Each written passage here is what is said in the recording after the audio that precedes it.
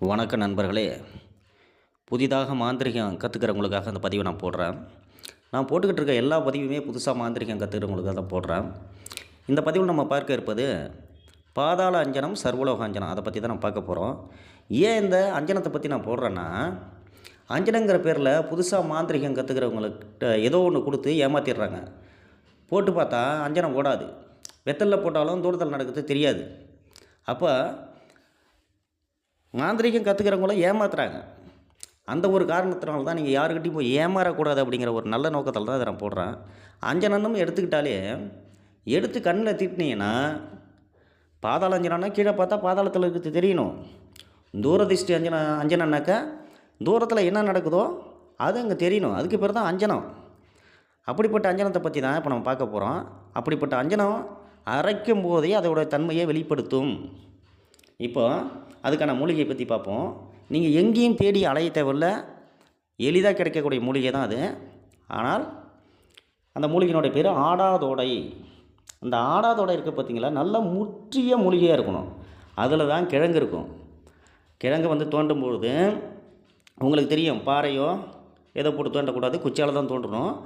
நல்ல முத்தின ஆடாதோடையாக இருக்கணும். அதுக்கு கீழே கிழங்கு இருக்கும். அந்த கிழங்கை பார்த்து உபாசனை தெய்வத்தினுடைய உச்சாடன மந்திரத்தை நீங்கள் உச்சாடனம் பண்ணி அந்த கிழங்கை அப்படியே நீங்கள் எடுக்கணும். கிழங்கில் காயப்பற்றக்கூடாது. எடுத்து அதை கொண்டு வந்துட்டு கல்வத்தில் ஒரு வராகனிடை போட்டால் போதும். அதோட அதனுடைய பழத்தையும் போட்டுக்கணும். பழத்தை நீங்கள் முன்னாடியே சேகாரம் பண்ணி வச்சுக்கணுங்க. கிழங்கு இருக்கிற இடத்துலையே பழமும் இருக்கும் அப்படின்லாம் கிடைக்காது. அது எங்கே பழம் கிடைக்குதோ அதை எடுத்துக்கணும், எங்கே கிழங்கு கிடைக்குதோ அதை எடுத்துக்கணும். இடத்தையும் போட்டுட்டு அது கூட வேறு எதையுமே நீங்கள் சேர்க்க தேவையில்ல. வெறும் கோரோஜனை, ஆனால் ஒரிஜினலாக இருக்கணும். கோரோஜனை இந்த ஏமாற்றி விற்கிறாங்க பார்த்தீங்களா, அதெல்லாம் வாங்கி போட்டிங்கன்னா வேலை செய்யாது. அதோடு சேர்த்து நீங்கள் கல்வத்தில் இட்டு நல்லா அரைச்சிக்கணும். நல்லா அரைச்சி மை பதமாக வந்ததுக்கப்புறம் தோம்பு துணியோ அல்லது காடா துணியோ அல்லது ஏதோ ஒரு திரி, அந்த திரியில் துவைச்சி அதை திரியாக்கிக்கணும். திரியாக்கி காய வச்சு எடுத்து தனியாக வச்சுக்கிட்டு இப்போது அதில் நீங்கள் மை பிடிக்கணும். எப்படி பிடிக்கணுன்னாக்கா, மண்டையோட்டை எடுத்துங்க. ஏதோ ஒரு மண்டையோட்டில் சாரப்பாம்போடைய நெய்யை ஊற்றி அதில் திரியை போட்டு எரிச்சிங்கனாக்கா அந்த சுடரில் கறி வரும். அந்த கறியை ஒரு சிரட்டைன்னா கொட்டாங்குச்சி, அப்படி இல்லை புதிய மண் சட்டி, அதில் கவுத்து அந்த மையை அதை பிடிக்கிறீங்க. பிடித்து அதை அப்படியே எடுத்து பத்திரப்படுத்தி வச்சுக்கிட்டு உங்களுடைய ஆசானுடைய திருவடி, உங்களுக்கு குருன்னு ஒருத்தங்க இருப்பாங்கள்ல, அவங்கள்ட்ட போய் காலில் வச்சு ஆசீர்வாதம் வாங்கிக்கிங்க. அப்படி இல்லை மானசீக குருவாக இருந்தால் அவங்கள மனசில் நினச்சி குரு பூஜை ஒன்று நடத்திக்கிட்டு அந்த சிமிழ் அடைச்சி வச்சுருக்கீங்க பார்த்தீங்களா கறி, அதை எடுத்துகிட்டு புத்து தேனால் ஆட்டி, புத்து தேனில் தான் ஆட்டணும். இது புத்து தேனால் கிட்டத்தட்ட 2 ஜாமம் ஆட்டணும். அதை ஆட்டிக்கிட்டே இருக்கும்போது என்ன செய்யணும்னா, இந்த மை எப்படி வேலை செய்யுதுன்னு பாருங்கள். அந்த கல்வம் தாராக வெடிக்கும். வெடித்து 2ஆக போயிடாது, வீரல் விடும்.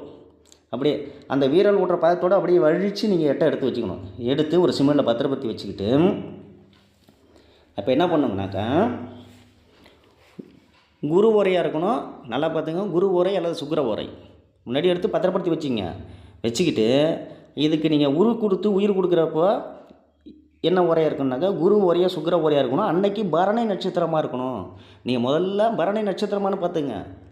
அந்த நாளில் பரணை நட்சத்திர நாளில் குரு ஓரையோ சுக்கிர ஓரையோ அந்த ஓரையில் கணபதிக்கு ஒரு படையல் போடுங்க, அஞ்சனாதேவிக்கு ஒரு படையல் போடுங்க, ஆஞ்சநேயருக்கு ஒரு படையல் போடுங்க.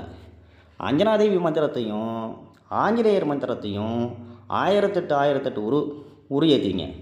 உரு ஏற்றிக்கிட்டு கிரமப்படி பூஜையை முடிச்சுட்டு அதை சிமெண்டில் பத்திரப்படுத்தி வச்சுக்கிட்டு நீங்கள் எடுத்து கண்ணில் போட்டாக்கா உலகத்தில் உள்ள கதிகளெல்லாம் கண்ணுக்கு தெள்ள தெளிவாக தெரியும்.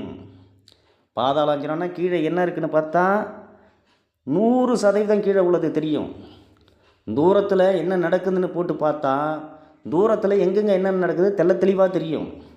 காணாமல் போன பொருள் எங்கே இருக்குதுன்னு பார்த்தா காணாமல் போன பொருள் எங்கே இருக்குதுன்னு தெள்ள தெளிவாக தெரியும். யார் என்ன செஞ்சுக்கிட்டு இருக்காங்க, இந்த இடத்துல என்ன நிகழ்வு நடந்துகிட்டு இருக்குன்னு பார்த்தா நடந்துக்கிட்டு இருக்க நிகழ்வு தெரியும். இதுக்கு பேர் தான் அஞ்சனம்.